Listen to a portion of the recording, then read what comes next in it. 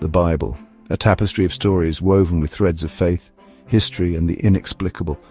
It's a book filled with dreamers, people who dared to peek behind the veil of the ordinary and glimpse the extraordinary.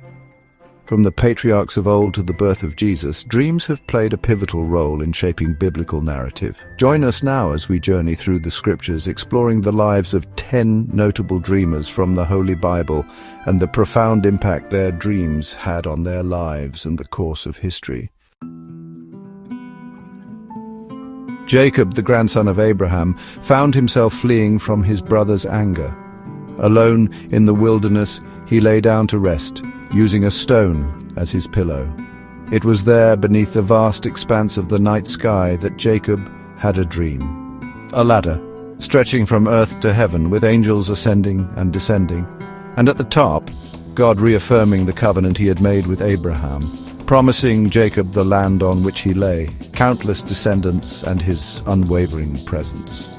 This dream, a powerful symbol of divine connection, became a source of comfort and guidance for Jacob throughout his life. It reminded him that even in his darkest hour, he was not alone. Joseph, the favored son of Jacob, was gifted with the ability to interpret dreams. But his own dreams, filled with symbols of power and dominion, would ignite jealousy and resentment within his own family. In one dream, Joseph saw his brother's sheaves of grain bowing down to his own. In another, the sun, moon, and stars paid him homage. His brothers, consumed by envy, sold Joseph into slavery, believing they had buried his dreams along with his fate.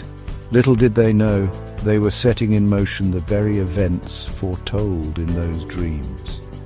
Joseph's gift of dream interpretation would eventually elevate him to a position of power in Egypt, where he would save his family and countless others from famine. Joseph, falsely accused and imprisoned, found himself surrounded by despair. Yet, even in the depths of a dungeon, his gift for dream interpretation shone brightly. 2 fellow prisoners, Pharaoh's cupbearer and baker, were troubled by vivid dreams. The cupbearer saw a vine with 3 branches, producing grapes that he pressed into Pharaoh's cup. The baker dreamt of 3 baskets of bread on his head, devoured by birds. Joseph, guided by God, interpreted their dreams with startling accuracy. The cupbearer, he foretold, would be restored to his position. The baker, however, would face execution. This event served as a pivotal turning point in Joseph's life. Pharaoh, the mighty ruler of Egypt, was troubled by a series of vivid dreams that no one in his court could interpret. He saw 7 healthy cows devoured by 7 sickly ones, and 7 healthy ears of grain swallowed by 7 withered ones. Word of Joseph's gift reached Pharaoh's ears. Summoned from prison, Joseph stood before the troubled king. With clarity and conviction, he revealed the meaning behind the cryptic dreams. 7 years of abundance, he foretold, would be followed by 7 years of devastating famine. Pharaoh, recognizing the wisdom in Joseph's words, appointed him overseer of Egypt, entrusting him with preparing the nation for the coming hardship. Solomon, the son of David, inherited a kingdom bathed in the glory of his father's reign. Yet Solomon, a young and untested king, felt the weight of responsibility heavy on his shoulders. One night, God appeared to Solomon in a dream, offering him anything his heart desired. Riches, power, long life, all were within his grasp. But Solomon, displaying wisdom beyond his years, asked for something far greater. "Give me an understanding heart," he pleaded, "to govern your people and to distinguish between right and wrong." God, pleased with Solomon's humble request, granted him not only wisdom but also riches and honor beyond measure.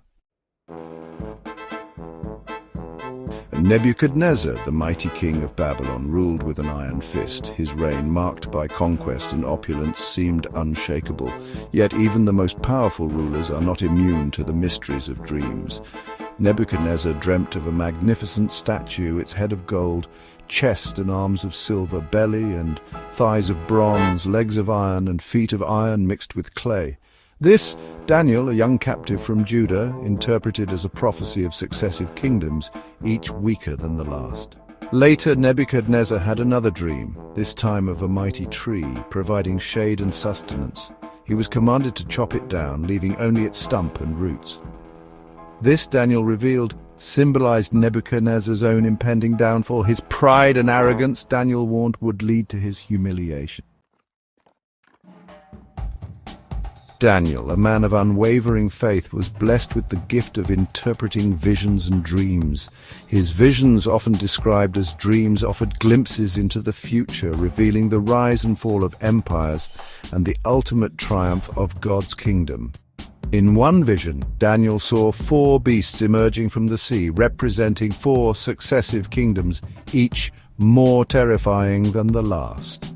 These visions, rich in symbolism, painted a vivid picture of the tumultuous history that lay ahead for Israel. Yet, amidst the chaos and uncertainty, Daniel's visions offered a message of hope.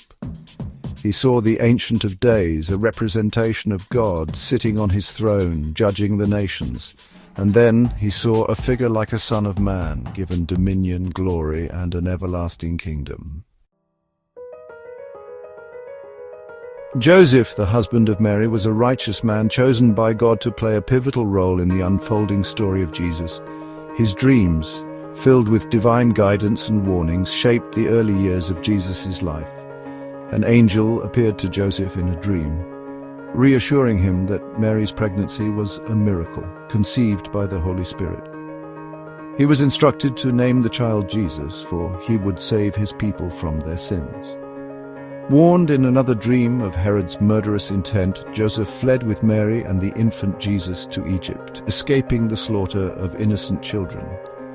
Years later, after Herod's death, an angel appeared to Joseph once more, directing him to return to Israel. Guided by divine dreams, Joseph ensured the safety of Jesus, fulfilling his role as protector and guardian of the Messiah. From the east they came, guided by a star, seeking the newborn king. The wise men, astrologers who studied the heavens, had seen signs of a momentous birth, a ruler who would change the course of history.